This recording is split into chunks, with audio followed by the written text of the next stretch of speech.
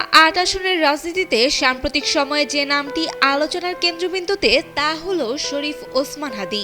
তার মৃত্যুতে দেশ জুড়ে নেমে এসেছে শোকের ছায়া। রাজপথ, ক্যাম্পাস ও সামাজিক যোগাযোগ মাধ্যমে স্পষ্ট রাজনৈতিক অবস্থান নিয়ে অল্প সময়েই তিনি নিজেকে প্রতিষ্ঠিত করেছিলেন একজন প্রতিবাদী তরুণ নেতা হিসেবে।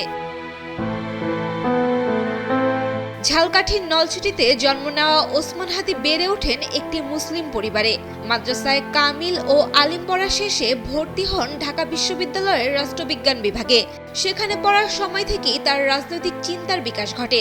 ২০২৪ সালের জুলাই গণঅভ্যুত্থান ছিল তার রাজনৈতিক উত্থানের টার্নিং পয়েন্ট। সে সময় রামপুরা এলাকায় সমন্বয়কের দায়িত্ব পালন করে তিনি ছাত্র জনতার আন্দোলনে গুরুত্বপূর্ণ ভূমিকা রাখেন।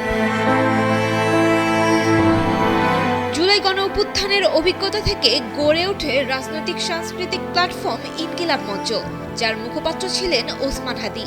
সংগঠনটির মূল লক্ষ্য ছিল আধিপত্যবাদ ও স্বৈরতন্ত্রের বিরুদ্ধে লড়াই এবং ইনসাফ ভিত্তিক রাষ্ট্র ব্যবস্থা প্রতিষ্ঠা। তিনি পুরনো রাজনৈতিক ধারা, অন্তর্বর্তীকালীন সরকারের দুর্বলতা এবং দলকেন্দ্রিক রাজনীতির কড়া সমালোচক ছিলেন।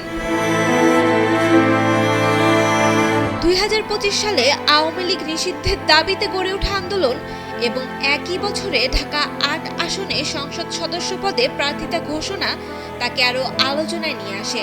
তবে আন্দোলনের নেতৃত্ব দিতে গিয়েই তার জীবনে নেমে আসে ট্র্যাজেডি।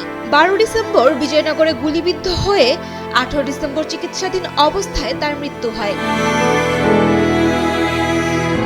স্বল্প সময়ের রাজনৈতিক জীবনে ওসমান হাদী তরুণদের কাছে হয়ে ওঠেন প্রতিবাদী রাজনীতির প্রতীক, যার প্রভাব রাজনীতিতে দীর্ঘদিন আলোচনায় থাকবে। Sayem Akter, Daily Sun.